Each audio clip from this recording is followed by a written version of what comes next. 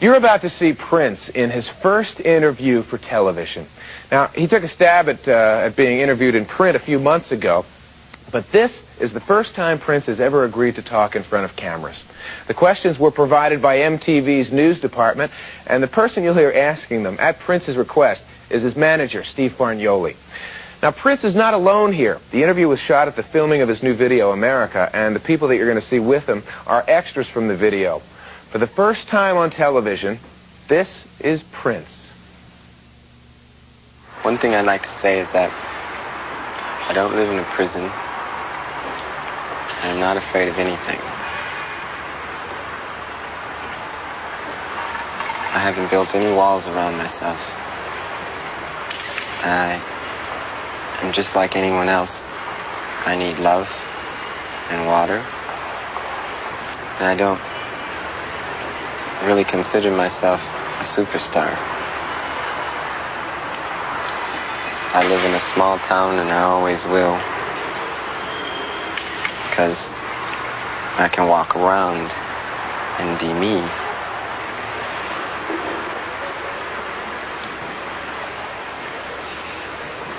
And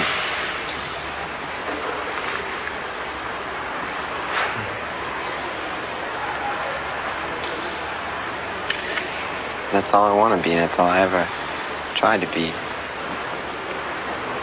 I didn't know what was going to happen. I just tried to do my best. And if somebody dug it, then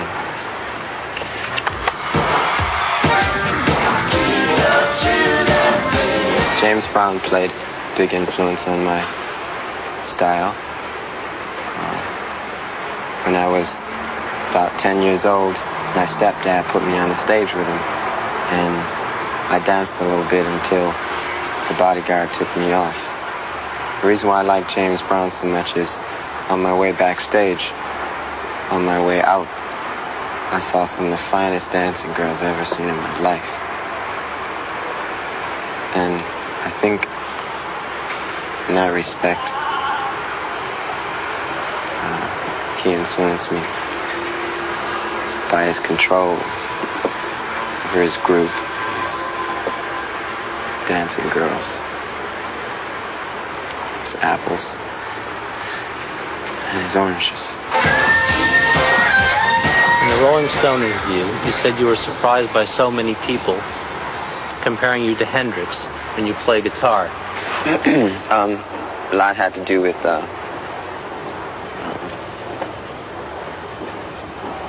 like I say, the color of my skin.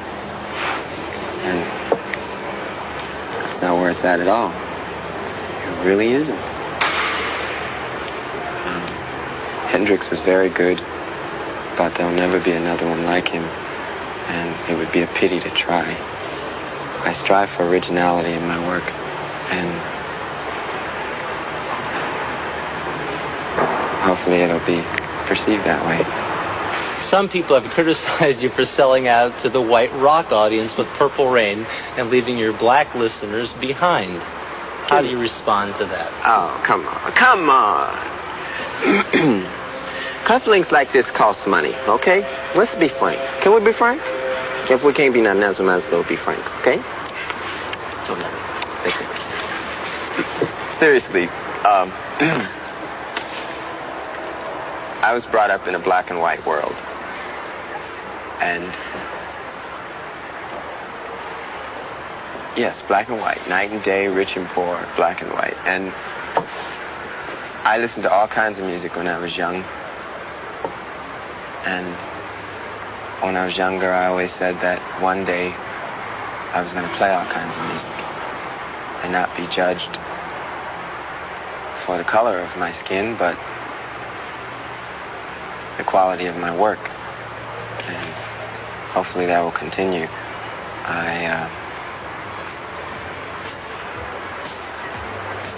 I think there are a lot of people out there that understand this because they support me and my habits, and I support them and theirs. Someone in Minneapolis recently told us that several months ago, They were in a studio there when David Rifkin, your sound engineer, walked in. They asked him what he thought of the new Prince album, Around the World in a Day. He said, "It's great, but wait till you hear the new album." Apparently, he meant that you're already working on a new LP ready to go, and that this one was a strong return to your funk roots. Is this true? Can you elaborate? What will it be called? When is it due out? And what's the music like? Don't you like surprises? Guess not.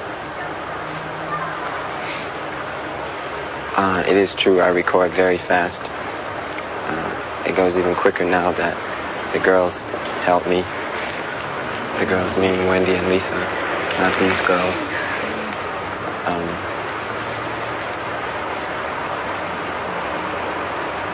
I don't really think I left my funk roots to begin with anywhere along the line. Around the World in a Day is a funky album. Live, it's even funkier. I wanted this album to be listened to and judged, critiqued,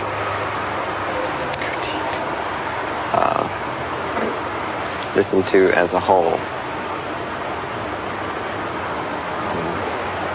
It's hard to take a trip and go around the block and stop when the trip is 400 miles. Dig? Wait. I didn't write Purple Rain. Someone else did. And it was a story, a fictional story, and it should be perceived that way, and nothing else.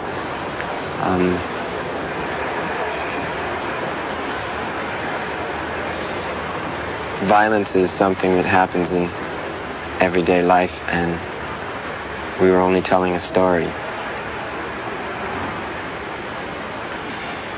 And I wish it was looked at that way, but I don't think anything we did was unnecessary.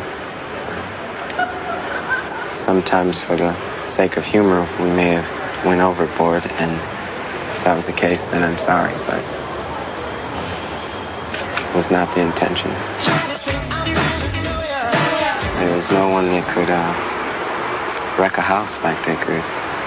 And I was a bit troubled by their demise, but like I said before, it's important that one's happy, first and foremost. Take a look out your window. We know you gave Andre Simone the song Dance Electric for his new album.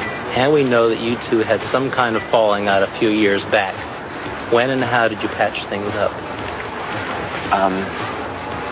I saw him in a discotheque one night, and I grabbed him by his shirt and I said, "Come on, get this hit. You know I got this hit, don't you? Dance Electric? Spunky, big Spunky. You need it. You need that. Don't, hey, come here. Don't you play. Hey. No, you're not crazy. I'm crazy. I'm the one that's crazy. Okay? What you gonna do? You gonna come by? For real? You ain't mad or nothing? So what? Yeah, tomorrow. Noon? Cool. On directing myself, I consult Stephen, my manager. On directing other Paisley Park artists, I consult the artists first and foremost. All I hear in my head echoing like a volcano, baby.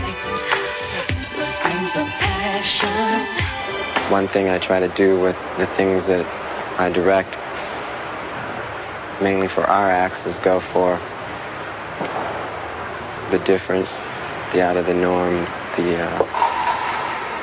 avant-purple, so to speak. And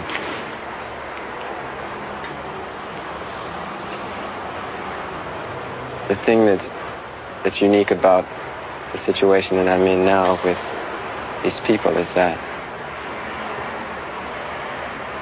they all know who they are, and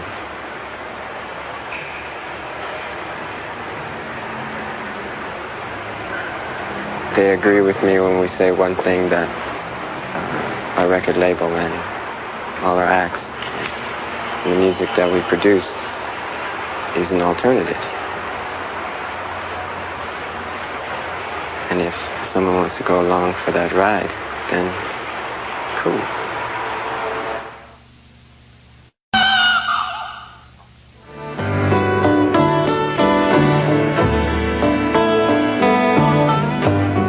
When the time does come where you have to turn around and use your influence, a lot of people have already willingly done that, and that upset me that he didn't. It's just disappointment, you know, from one person to another, that he wasn't there when he was asked to be, you know, sort of why, you know, you feel, what a jerk. But, I mean, I would like to ask that same jerk to please maybe get in contact with Ken Cragen and donate one of his tracks for this album, because millions of people love him, and millions of people would like to hear him, and he doesn't owe any responsibility to anybody, but he does owe it to everybody. We had talked to the people that were doing the USA for Africa, and they said it was cool that I gave up a song for the album, which was the best thing for both of us, I think. I'm strongest in a situation where I'm surrounded by people I know. I met all these folks today. Ain't that right? See, you know. So it's better that I did it that way, the music, than going down and participating there. I probably would have just clammed up with so many great people in the room. I'm an admirer of all people who participated in that particular outing, and I don't want there to be any hard feelings.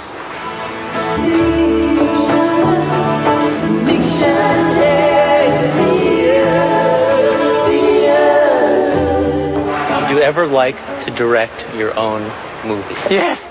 Yes! Yes! Speaking of movies, tell us as much as you can about Under the Cherry Moon. What's the plot? What kind of characters? What kind of music? How many songs? What can we expect? It's a French film. And it's a black and white French film. And she's in it. And her name's Emmanuelle. That's your name. That's her name. What? Where's the hole at? What? Wait. Rome. Yeah. Come here, man.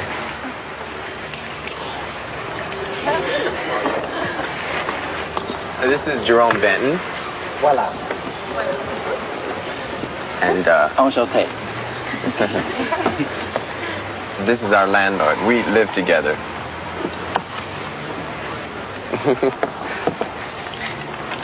Yes, we do together.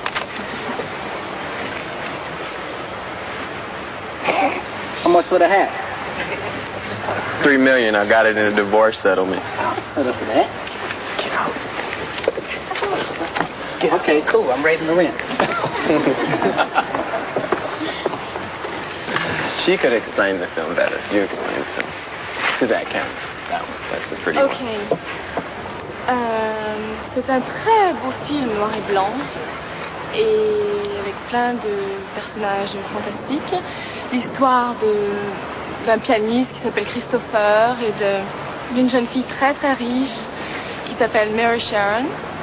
Et puis ils tombent amoureux l'un de l'autre et puis Là-dedans, moi, je suis une fille complètement folle, avec des couettes, des mini-jupes, et je suis la concierge. Voilà, c'est tout. That's it. Thank you. That was excellent. Okay, I'll go get your Cadillac, okay? Cadillac. Oh, no. I don't drive no Cadillac, all right? I used to, but I don't anymore. Paisley Park is an alternative.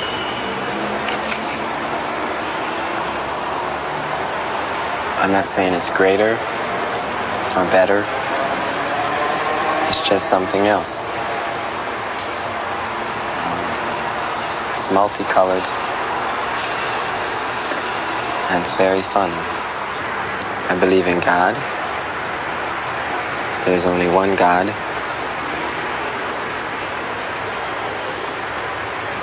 And I believe in the afterworld.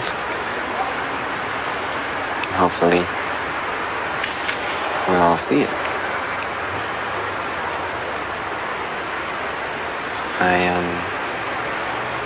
Been accused of a lot of things contrary to this.